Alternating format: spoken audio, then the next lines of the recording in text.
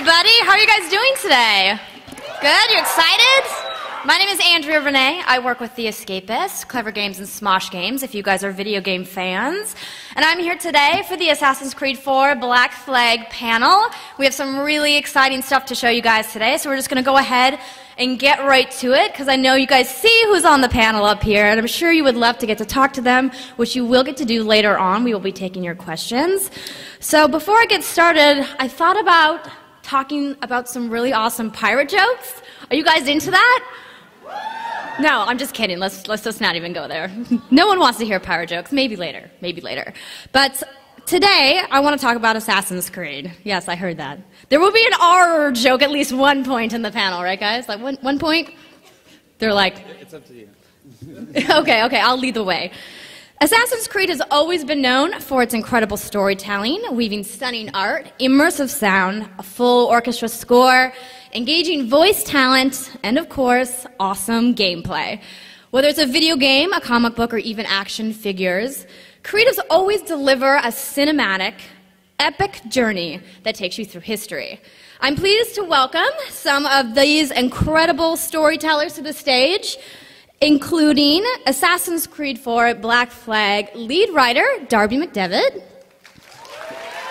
Assassin's Creed comic book writer Brenden Fletcher, the legendary artist, you guys know, Todd McFarlane is with us, and the actor responsible for bringing Assassin's Creed's newest assassin to life, the voice of Edward Kenway Matt Ryan.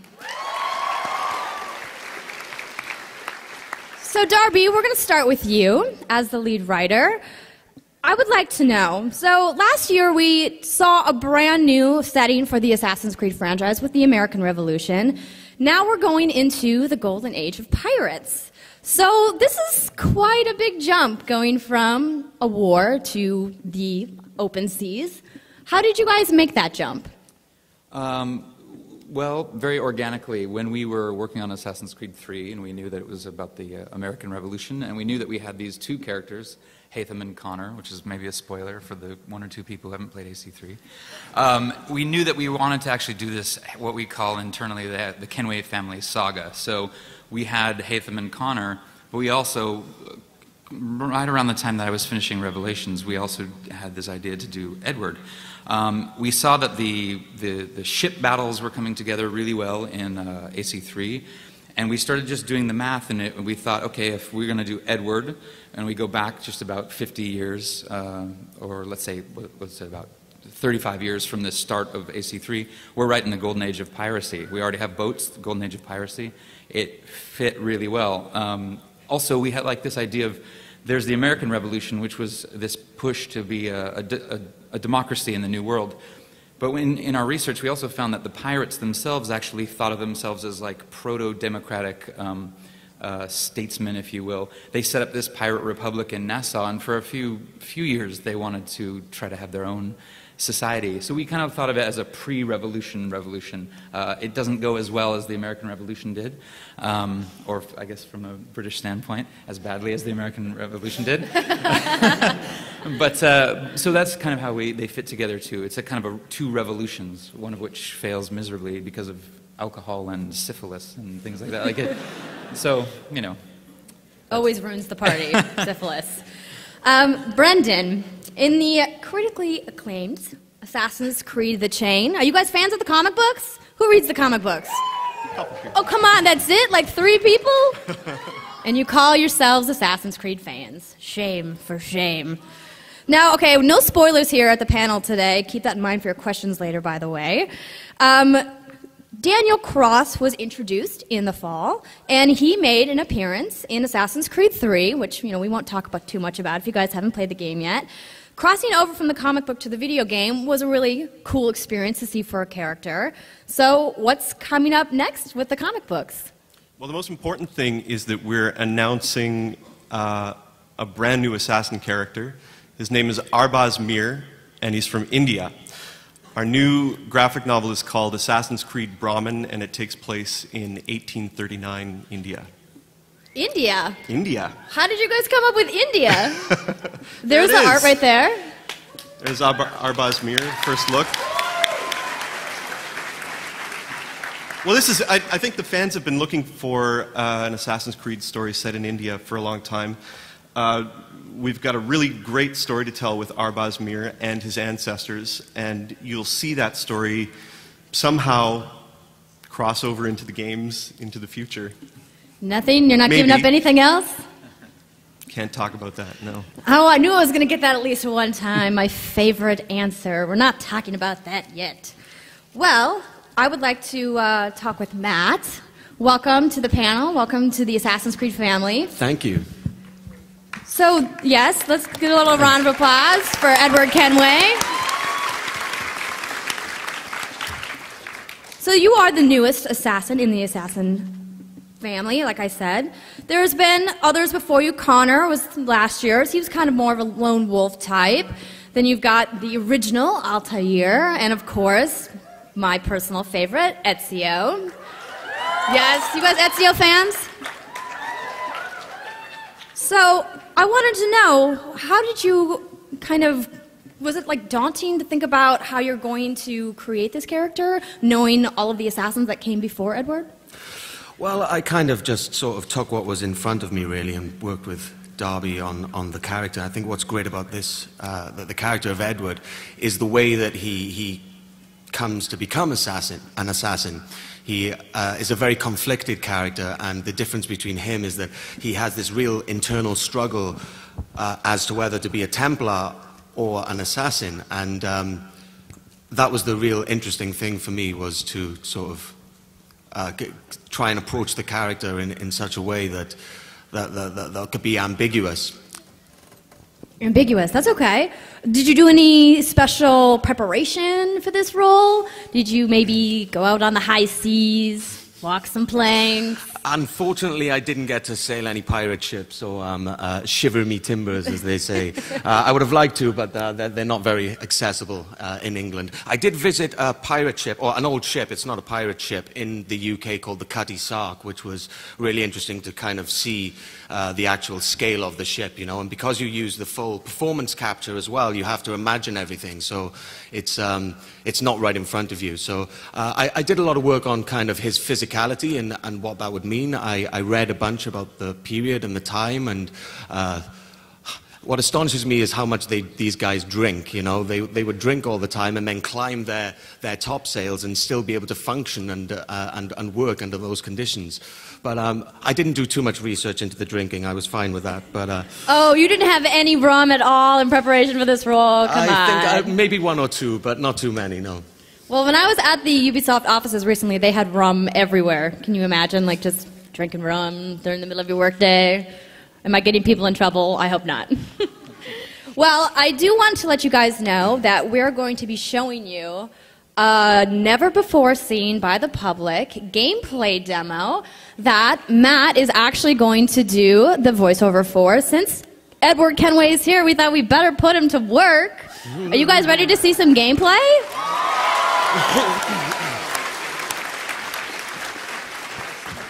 Well, I have seen it. All right, so you guys are going to be able to ask questions. So if you guys want to begin maybe lining up, if you're interested in asking questions, now may be the time to do that. So we are going to go ahead and get started with our demo.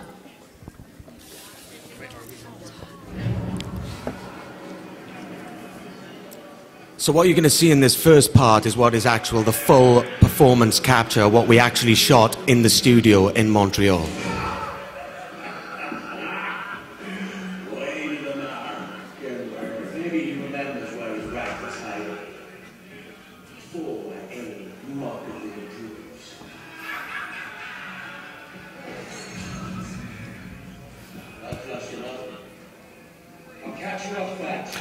And this is kind of where the animation takes over, the gameplay takes over. The great thing I love about Edward is he's charismatic. As you can see here, he has a way with the ladies. He's charismatic, he's brave, he's brash, he's fierce, but he's also very loyal. I mean, it takes a long time for people to get to know him and for him to trust people, but once they do, he's extremely loyal. He's also not afraid to speak his mind and say what he feels to anyone around him. Edward's someone who kind of follows his gut instinct and sort of acts on impulse, but he also has a fine intelligence when he actually takes a moment to ponder and not be too hasty.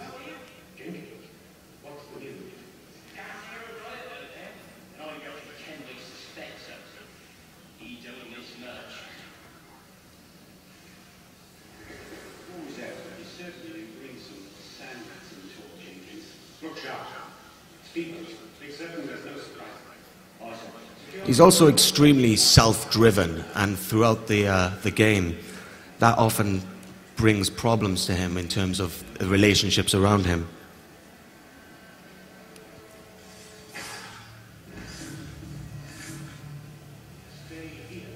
He's pretty nifty with the sword as well, and his hidden blades.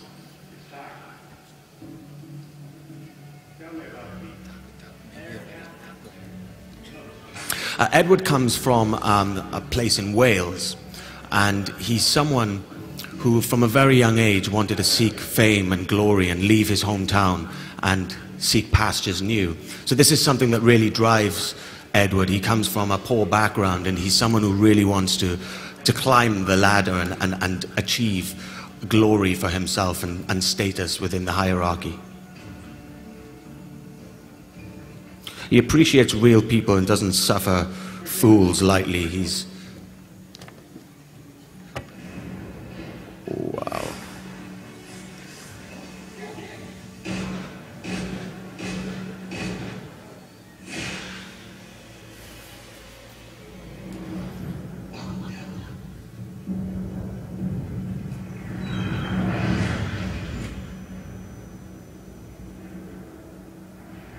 The great thing I love about him is that he's first and foremost a pirate, but he has all the skills of an assassin. So to me, he's like the coolest pirate ever, you know?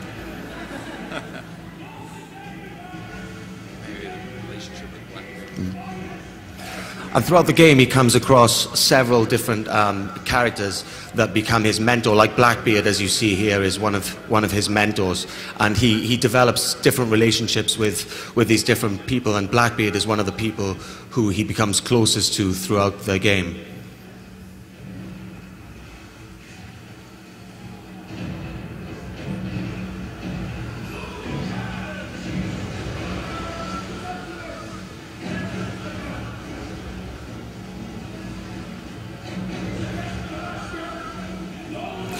I mean, in this time period, people were quite carefree. They had to be carefree, and that often gets Edward into trouble. You know, he's kind of driven by his own self-need for glory, and that kind of gets him in trouble with a lot of people, and especially the authorities at the time, the British and the Spanish.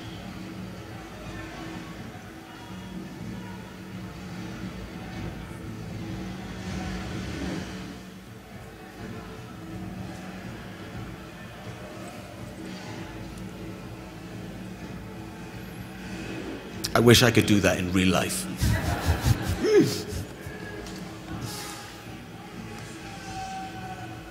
There's also something different about this assassin, about Edward, is his fighting style is a little bit more rough and ready to some of the other assassins, which I really like. It's more gritty and real then.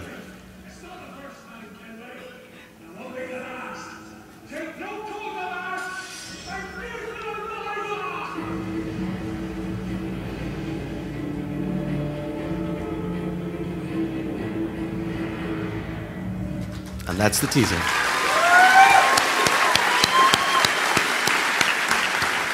Pretty cool, right?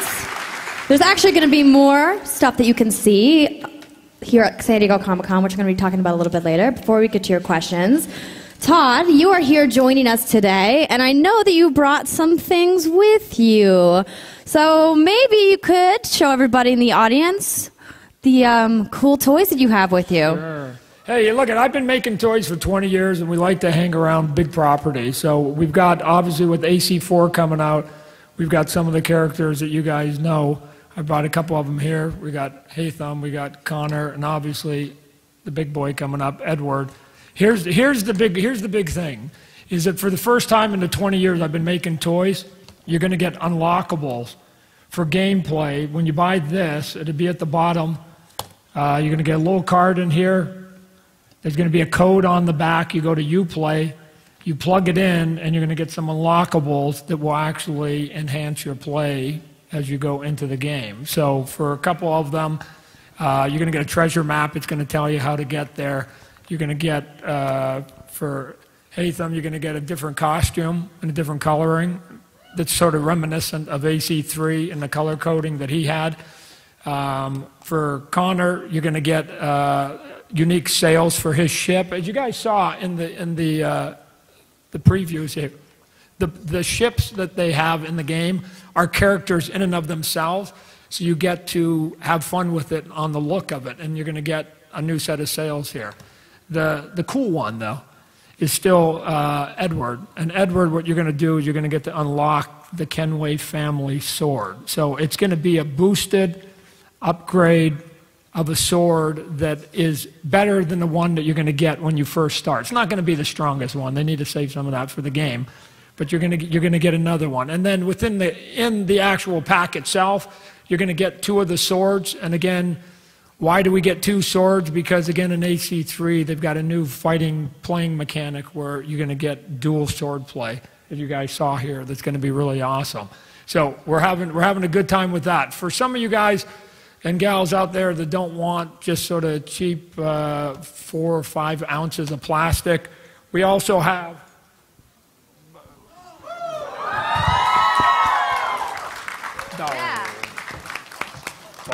So, and he spins.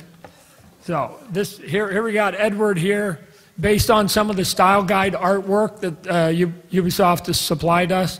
You can't see too much right here, but it's clear. It's clear. Don't worry, he didn't here. break it. It's okay. It's clear on here. He's walking in the water. You've got bloodied pirates that are down at the bottom. This will be nearly 15 inches tall, and you can spin him so you can put it in any position you want when you got it in your room. So this is the big boy. We've got the other one, and we hope you guys support not only the game, but some of the product, and you can get some of the unlockables. Yeah, put it together, guys. That's awesome. He's never shown this statue yet to anybody. And it's not painted, right? Correct? It's going to be full color. Pardon me? The statue. Oh, no, oh, yeah, just look at this is our prototype that we've got it here so you guys can see it. If you want a close-up of it, I'm going to be signing at 4 o'clock on the ship. Come and take a quick and close look at it. You get to see all the cool stuff. But he'll be fully painted. Yeah, I mean, it'll be the character in all the colors that you guys are used to. We just got this one ready for San Diego. Awesome. Thank you so much. Sure. Well, now that we have seen some gameplay and we've talked to our panelists, I know that you guys want to talk to the panelists. So we are going to go ahead and start with Q&A. And when you come up, please just introduce yourself, ask your question, and try to refrain from story spoilers. Thanks. Oh, hi, my name's Lauren. I have a question in regards to creating the storyline of Assassin's Creed. I know that you guys have, really want to keep it as close to historically correctness as possible. So how is creating the story and collaborating with people, historians, how does that work out together? Does that make sense? Yeah. It totally makes sense.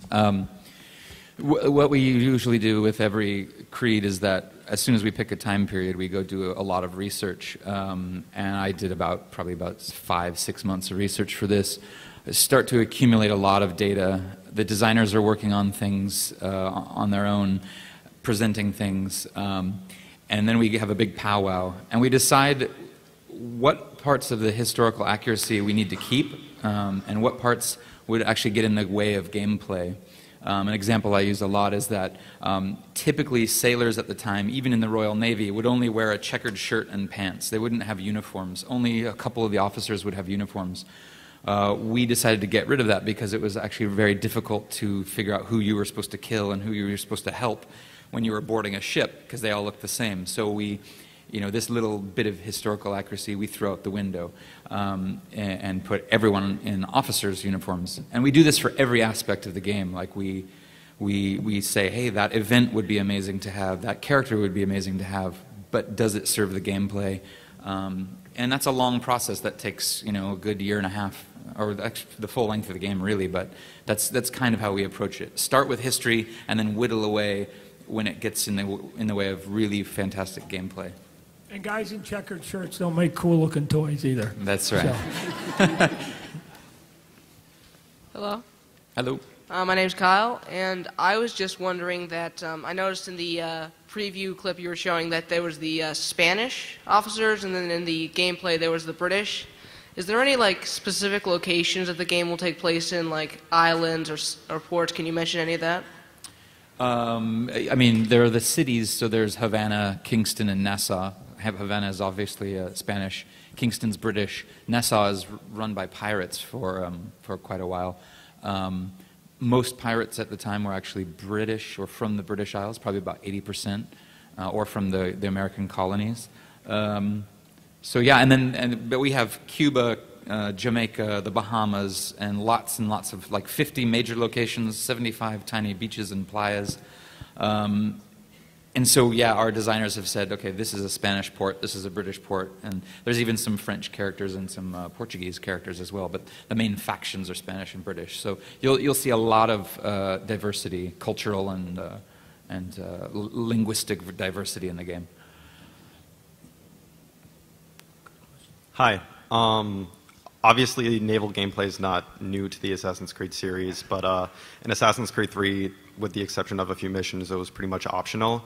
How much of the gameplay in Assassin's Creed 4 relies on naval gameplay, and how difficult was it to find the balance between old Assassin's Creed gameplay and the new naval gameplay? Well, the split's about 60-40, so 60 on land, 40 on the water. That number is a little hard to stick to, though, because we worked really hard to make everything seamless. So there's lots of missions that will begin on land, force you to jump on, like we saw here in the demo, force you to jump on your ship, go somewhere, blast some ship, jump back onto land, and go. So, but in general, we've said about 60 on land, 40 at sea. We've revamped a lot of the ocean or the naval mechanics to make it more robust, a lot more variety. So we really just decided these missions, we laid out a bunch of different scenarios and missions, and we said how many can we get away with and still make sure that they're always fresh, always interesting. How many different ways can we put these ship battles together to make something new every time? So I think we've hit a really good mark, and we'll soon see. Thank you. My name is Miles, and I was wondering how the assassin recruits are going to play in the new Black Flag. Edward does not have assassin recruits in this because he's a pirate trained by assassins, but he pisses off the assassins quite a lot. So he's busy building his crew, and maybe I don't know. Maybe you can talk about like your relationship with the pirates. But yeah, we got rid of the Brotherhood because for gameplay reasons, it actually helps stealth gameplay. When you have that nuclear option where you can just assassin, kill everybody, it actually makes it really hard for the designers to make interesting assassination and infiltration levels. So we got rid of some things that made stealth too or useless, you know. But he's very much a pirate with a pirate crew. But trained by assassins, which makes him the coolest pirate in the world. I always say he likes their tools and techniques, but he doesn't like their creed very much. It's very restrictive, but he may soon learn otherwise. We'll see. Is it on? Okay. Hello, my name is Heather, and I was wondering, there is a remarkable similarity between the Animus in the Assassin's Creed series and the new link system in Watch Dogs. I was wondering if the two were linked in any way. Yeah, is that on? Not directly. We have what we call, where I think maybe I started calling it, and I haven't approved this with anyone at Ubisoft, but I call it instead of the universe, we have the Ubiverse. We like to make links between games, but there's no, Watch Dogs is not modern day Assassin's Creed. It is Watch Dogs. It's its own fantastic new property. So, no. Sorry. Hi, I'm Mark from Vancouver, Canada. Hey. So I'm just Canadians. I'm just wondering if you guys have released which collector's editions are going to be in Europe, and I'm just wondering if they're going to be similar in North America, or they're going to be different ones. I'm unfortunately not the one I don't think any of us are know the editions very well, but they're always every region has its own little special edition. But I was just wondering if you guys are going to release the black chest version in North America. There's probably people around here that could answer that better than me, but we'd have to get back to you. All right, thanks. Hi, I'm John. I really like the exploration aspect of the game because we can go pretty much anywhere, and that allows us access to collectibles. And in previous gameplay footage, you've introduced diving, and we've seen how large the ocean map is going to be. Will we be able to dive the entirety of that ocean map, or will it be restricted to more key points of interest? Yeah, you're restricted to shipwrecks and underwater formations. Our world is way too massive to have actually built the entire underwater because there's all these big islands, but then this insane amount of water. So it takes, like, I was just playing the game a couple of days ago, and there's one mission that sends me almost across the entire map for my first kind of sail about the world, and it took me a while because I was getting distracted along the way. But it can take you can really feel like you're going on a long sea voyage from say the Bahamas down to Jamaica. So yeah, it's restricted to certain dive sites, but they're pretty big. Hi, my name is Gabe. Hello. In Assassin's Creed 3, you played as both Haymitch and Connor, and since Haymitch's dad is Edward, I was asking, is there going to be like a cameo of Haymitch in Assassin's Creed 4, or maybe even better, like you can play as Haymitch for a little bit in Assassin's Creed 4? I don't want to spoil that for an entire room of... But, no. I mean, yeah. I can't say anything. Yeah. We do, I will say this, I wrote this game so that it felt like once you have this game in your hands, if you play it in the opposite order, if you play 4 then 3, I do want it to feel like one massive story. So that's all I will say in that regard. The Kenway family saga. Yeah. It'll feel good. There'll be a nice, the way this game ends will kind of lead nicely, I think, into AC3, which is weird, right? Yeah. Numerically backwards, but. Hello, my name is JB, and I would like to say I really love the multiplayer in Assassin's Creed. Cool. And come to our pirate ship, and you can actually play it. I was just wondering if there's any other new perks or skills that they're gonna. Yeah, the coolest thing about the multiplayer this year, something I'm super excited about, is that we have this thing called the Game Lab, and we actually let you design your own game modes. And I think there's hundreds of parameters where you can tweak them. You can set what kind of scoring system you want, what weapon restrictions. You can basically design a game mode, invite your friends to play it, and I think hopefully, if we find game modes we like that players have designed, that we'll promote them in some way. But so that's the big one: is design your own game and have a crack at being a designer yourself. Hey, my name is Jesus. I read there was about three more Assassin's Creed being developed right now, and I was wondering if they're all going to be console games or it's going to be another handheld like the Vita one, and also if you guys are getting rid of the online passes for this one. Not sure about the last one. Yeah, there was news reports about these things, and we're always working on some kind of Assassin's Creed thing, but not going to reveal any the specific features of them. Sorry. Hi, my name's Connor, and I was wondering. Yes, I see that. Yeah. And I was wondering, in the trailer gameplay, we saw that there's a lot of now multiple pistols. And I was wondering, is it going to be more gun game, or are we still going to have that hand-to-hand combat? Oh, lots of hand-to-hand combat still. The whole pirate thing was that these were single-shot weapons, and it was very common for pirates to carry multiple, a whole brace of pistols because they wanted to be able to get a bunch of shots off very quickly. So Edward can upgrade to 4 pistols. It's a cool quick fire system where you if you're fully loaded, but then you have to spend time reloading it. So, but he's also a skilled hand-to-hand fighter. So, and we worked really hard to bring stealth, back to this amazing level. So there's going to be a lot of variety. If you want to go guns blazing and swords clashing, you can do that. But the stealth option is also going to be very viable. And you saw in the. Am I on? You saw in the trailer too. There was a scene where he had the 2 guns. He took his 2 shots and he threw it away, and it went back to the blades. Right? Some good acting by Matt. So that was a nice transition that was there. Where he was talking about going back and forth. And also the hidden blades as well. Yeah. 2 of them. 2.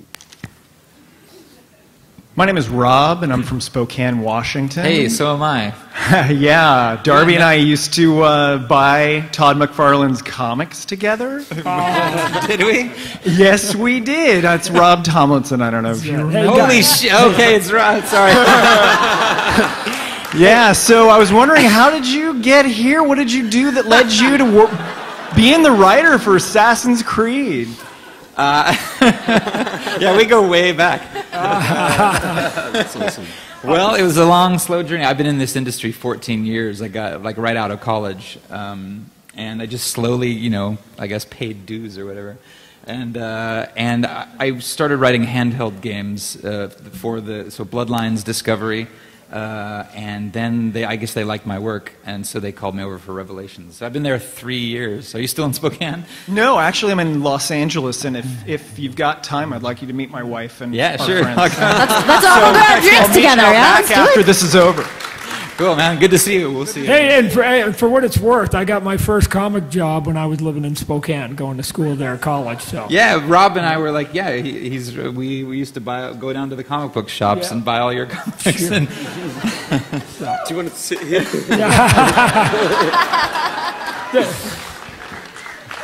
Hi, my name is Sam. I saw some images of one of my favorite assassins, Evelyn, appearing in the PlayStation 3 and PlayStation 4 versions of Assassin's Creed Black Flag. And I was wondering if you'd tell us maybe how much she'll participate in the game or any information about her role. Yeah, I can tease a little bit. The Evelyn stuff was written by Jill Murray, so she actually wrote the Vita game as well. So we brought her on board to write that stuff and a lot of other content in our game. And because the present day is set in Abstergo Entertainment, which is this fun, amazing, hip company to work for at first. The way you access the Evelyn stuff is because your coworkers are working on different, retrieving genetic memories of all kinds of different people, assassins. They're figuring out if all these different assassins are maybe they would make good products, would Ezio make a good product? Would Altair make a good product? Would Evelyn make a good product? And would Edward make a good product? So there's this sort of fun entertainment studio vibe, and that's kind of how you access. If you have one of the Sony consoles, you can go and access your coworker's computer and have a go at some Evelyn memories. Hi, my name's Demetria, and I have a quick question. I'm Middle Eastern, and I would like to know, are you guys going to go more based on the Middle Eastern assassins? I know you guys have the Babylonian assassins and the Persian assassins. Just curious. Sorry, I was distracted. Are we, where we're going to, we never really discussed. If you're going to further, expand or go back to the Middle Eastern assassins, I know you guys have the Babylonian assassin, and the Persian. We really, we always have ideas about where we'd like to go, but the reality of these games, of course, is that they take 2 to 3 years to make. So, I'm not going to reveal what we have in store for you in the following years, but all of us at the studio have our places we'd like to go, and it's just sort of like we have to, like a show of hands. Where would we like to go next? And so sorry, I can't really reveal. Should totally go Persian. Yes. Well, the original assassin, the Hashashin, were originally in modern day Iran. Alamut, that was in the sort of top part of Iran, right? Yeah, we ended up taking that and setting it in what's now Syria, but so yeah, maybe one day, who knows? Brenden, are we going to maybe see that in the comic books? You're going to get a little Persian call out in Brahman for sure, and I don't think you will see the last of that. If we have anything to say about it, if Brahman is successful at all, and we get to continue the story in the comics, yeah, there might be a little something. Thank you. They going to Canada anytime soon? Todd. A Newfoundland pirate? Nothing better than a Newfie pilot. Todd, we have great hopes for the sequel to Brahman. Okay. We'll give you a call. From India to Canada. It makes total sense. Let's do it. The Winnipeg assassin. That's AC 29 is what they're telling me. So, yeah. Hi, I'm Taylor, and so you talked about the 60-40% for land and sea, and so since it's such a big world and there's a lot of traveling in the ocean, I was wondering like what's going to make it interesting while you're traveling at sea, because you can't have like an armada battle every single second. So what's going to make it? What's going to make that those long travels more interesting? Parentheses, add a sea monster. Yeah. The summon Kraken. No. We worked on this thing that we kind of called the horizon system, which was like we always wanted every 30 seconds to a minute for something to catch your eye, whether that's a place to stop and get off your ship and explore the beaches, or see a jungle and go into it, or a fishing village and that has an assassination contract in it. Lots of different ships, lots of different things to collect at sea, harpooning opportunities. That's obviously been the biggest challenge for us, and I think we've achieved it. And you can actually push a button and your crew will start singing sea shanties, and you can collect those throughout. So, and then of course there's a fast travel system. So if the story is really pumping along and you want to just get from one place to another, you can fast travel there if you've located that place already. But yeah, I mean, I think we've achieved it. We will see.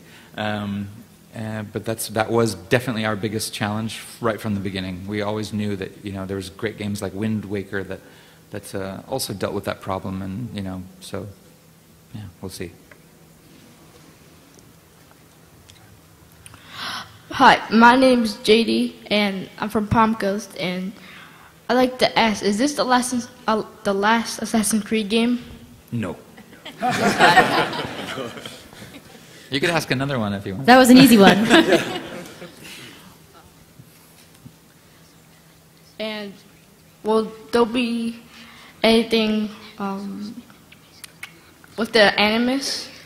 Yeah, we have Abstergo. So we go back to Abstergo now. So because we've been with, in AC1, you were in Abstergo, and Desmond was a prisoner.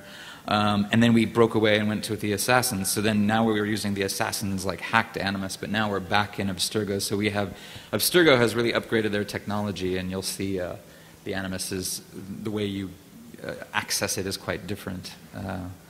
And much more high-tech. They have a lot of money, so they get to innovate much more quickly than the Assassins.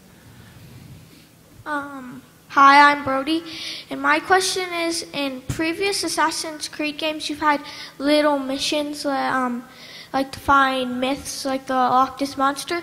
Will there be those included in Assassin's Creed 4? What was the mission? Like there was to find the Headless Horseman and just, yeah. Those cool. We do have a lot of side content. Those were very specific, like the Headless Horseman, and playing on the myths of the era, like what's that, Washington Irving and stuff like that. I don't think we have those kinds of missions, but we have a lot of really good side content and side missions that have their own sort of story threads. So there's plenty of side content in the game.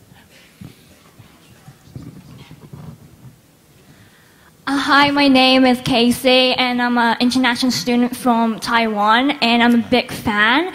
I go as far as when I one time I go to the Barnes & Nobles, and when I see a book called Templars and Assassins, I just screamed. Just one question, as for many people who have finished AC3, I believe that a lot of people have questions about Desmond. And since in Black Flag, it's played through as a worker in Abstergo, are we still going to have like a sub-story, like a side story of Desmond's aftermath? Yes. So, well, Desmond's story is done, but yeah, I'm not telling you how it ends if you. But Desmond's story is over. But the story of the universe still goes on, and so you will actually still see some of the characters from the previous games. They are in our story too. So the story keeps going on. It's just that we finished Desmond's story so that we could remove one layer between the player and Edward. So whereas before it was kind of Inception-y, where it was you playing Desmond, playing whichever character, now it's just you playing Edward. But Desmond's name and legacy and lots of things about him are very omnipresent in our game. And the more you dig into the present day, the more stuff you will find. I would estimate about 90 minutes of just side content of videos, audio, journals, emails, documents, PowerPoint presentations, things like this. That the more you explore in the present day, the more of this stuff you will find. And I was even lucky enough to write like what I call a 35-minute audio drama. So if you unlock all the pieces of it, you can just sit and push play and listen to a 35-minute audio play that I wrote for the game. So if you want to go make dinner or something while you're listening to Assassin's Creed stuff, you can do that. So there's a tremendous amount of content in the present day.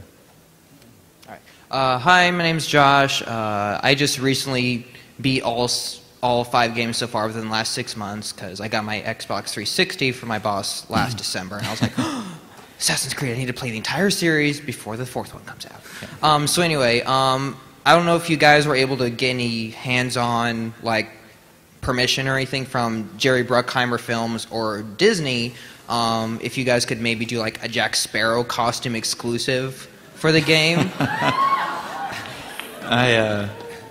We don't talk about other pirates here. Yeah. How dare you, sir? Kill all this man. Off with his head. But he does have a very nice shirt on, I have to say. If you guys want to take a look at this, is the shirt while you're there. Yeah. You guys can actually get this shirt if you pre-order the game here at Comic-Con. We just announced the limited edition of Assassin's Creed 4 Black Flag. If you guys saw that, it comes with a really amazing Edward statue. It comes with the soundtrack, steel bookcase, a bunch of other really cool stuff, including a Black Flag. So if you guys want that shirt, you can pre-order the game here while you're at Comic-Con and get yourself one. Nice shirt, man.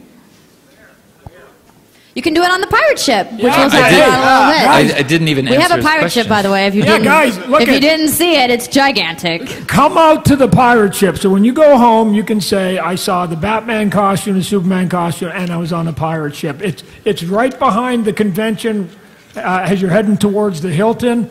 You can't miss it. It's the only pirate ship out there, right? So you got, and it's authentic in terms of the build of it. You guys need to come and walk it because the stairs are nice and tight and they're steep. Yep. And it was the way that it was built. So you guys, if you got a few minutes, come on out and walk on this pirate ship and see some of the cool stuff. It's awesome. It really is quite an experience. I mean, for the doing the full performance capture, I never actually got to be on a real pirate ship. So for me, it's the first time being on a real pirate ship. So I'm like, wow, this is what it's like. I could only imagine it when we were shooting the game, you know. So it really is fantastic. You should go. And ladies, rumor has it Matt takes his shirt off when he's on deck all the time out there. Not too sure about that, but we'll see. I just take my shoes off. My name's Anthony.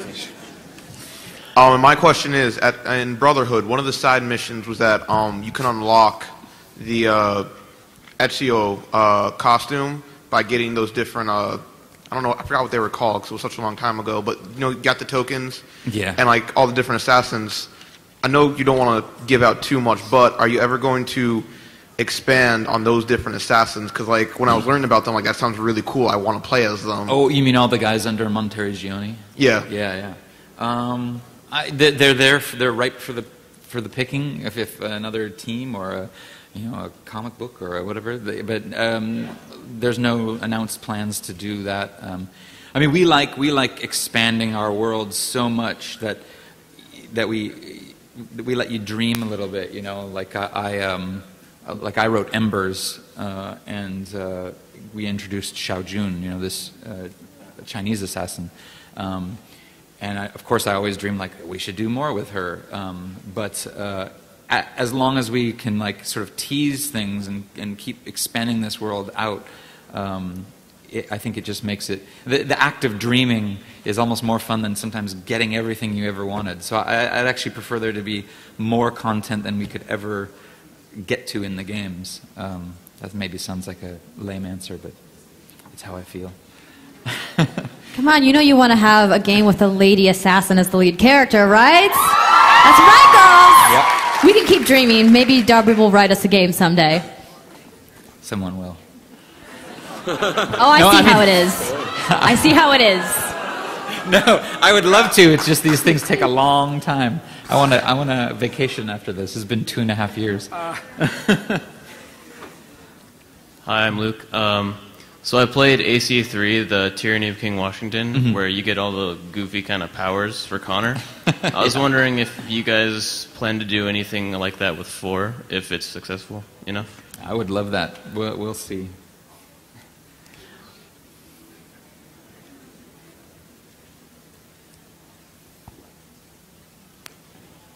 I've noticed throughout the Assassin games, like, it's going more forward in history. Are you planning to do something more in the modern age or in, like, the future?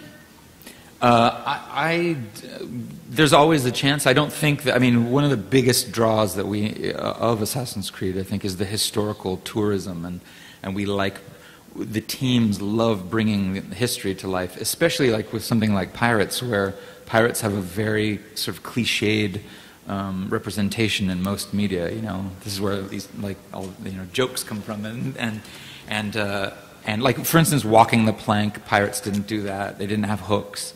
They don't say "r" all the time. I don't know. Come what on, is that? Darby. Being English, what accent would that be? Well, I think that comes from the West Country Somerset kind of accent, where they kind of speak a little bit like that, you know, when they were a little bit like that. So I think that comes from the whole R thing comes from there. But it is interesting what Darby's saying. I mean, historically, it's like this mini revolution which has kind of been manipulated by history, by the powers that be that didn't actually want to sort of tell the real story of pirates. And because we see these cliches all the time on screen and in books and things like that, I mean, it's really interesting for this game and where we explore the real world of pirates, you know, what actually, some of the things that actually went on. Yeah, and so with regard to a modern day or even a future story, a huge aspect of that historical tourism would be, I'm sure it would be a good game, but there would be this sort of like, how do we research that? When you make the future, it's kind of like people just get to make stuff up, and typically they'll be historically grounded, but that would get rid of a huge chunk of what we love about making these games, is doing the research, going and parking pirate ships in the San Diego harbor, and like it really is an experience to, like, I spent a good 2 days in Portsmouth in England, and I looked at the HMS Victory, which is Lord Admiral Nelson's old ship where he was killed, and it fought against Napoleon's forces, and walking around that and taking photos for the team and getting reference I was just in awe of being in that world, and that was part of the making this game, was like to let you guys all experience what it's like to live at this time. And so I would be surprised if we do a modern day Assassin's Creed game anytime soon, because we just are on this roll we love making these histories and we love researching this stuff. I hope you guys all love the results. Woo! Come on. No.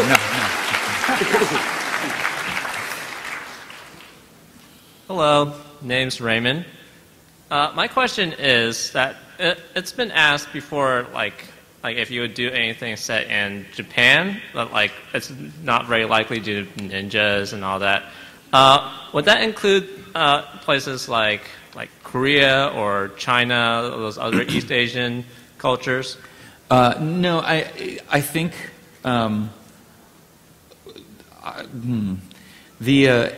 as with pirates, there's this cliche around pirates that people, I think maybe even when the game was announced, they'd be like, oh, pirates, how do you do that in Assassin's Creed? Well, when you play the game, you'll be like, oh, that's of course they had to do that. It's amazing. I think with ninjas or samurai or whatever, if we were to ever do that, we would do it realistically, right? We would approach it with a sense of reverence and reality. So I don't think if we were to ever make that or whatever game we ever made, you can always count on us to take a grounded approach to it, and that's why I don't think any period should ever be ruled out, and you should never think, oh, they can't make this type of game because that's cheesy, because we wouldn't make it cheesy. You know, we would find the reality, and you know, that's a cool era. But there's lots of cool eras, and whatever one we pick, we're going to do right by it. That probably didn't answer your question, but it kind of did. I don't think it's a bad idea, but that's, you know, it's not up to one person. There's tons of cool eras, and I think whichever one we pick, next we're going to, bring it to life in the best possible way. All right, thank you very much. And this will be our final question, so make it a good one. Okay. Don't disappoint. This one's for Matt, actually. Other than doing trying to imagine the environments you have to act in for the motion capture, what's the hardest part about doing the acting for it? I think it was, I'd never done performance capture, motion capture before, so it took about a week of working with the guys who were great to, get used to being in a Lycra suit with lots of dots on you and a camera in front of your face, and it's like I'd never got to wear the costume, but I think it's the most difficult thing about it was actually, converting to a new medium. It's almost like a combination of doing theater and film at the same time, because you have to play the whole scene, but at the same time you can go back and do it again. You're not in front of a live audience, but then again you don't have to worry about camera angles because everything's 360 degrees. So it was just for the first week we were shooting, the guys were great, sort of easing me into the whole process.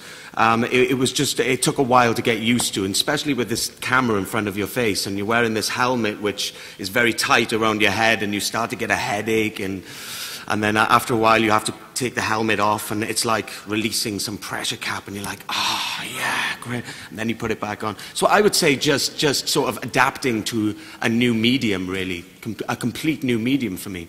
That was the hardest thing, but I must say it's really enjoyable. Did you ever get helmet hair? Complete helmet hair, yeah. Well, thank you all for your questions and for coming out to our panel today. Todd, could you please remind everybody when they're going to be able to get these awesome toys that you have? Yeah, hey guys, the toys. Oh, hold on one second, we're not done yet. You're going to be able to get the toys at Toys R Us, Walmart, all the big mass guys. So go and look for them. They're coming out in August. Toys will be out in August. Go and look for them. Go out to the boat. I'm going to be doing the signing at 4 o'clock. Some of the other people are going. Yes, we have a big pirate ship behind the convention center, you guys. There's a new single-player demo there. We also have hands-on with Assassin's Creed multiplayer there. There's a pirate weapons demonstration with historian Mike Lodes. And, of course, you can pre-order the game on the ship. Thanks again for coming out, you guys. Enjoy the rest of your Comic-Con. He's the one to ask. I just do the acting.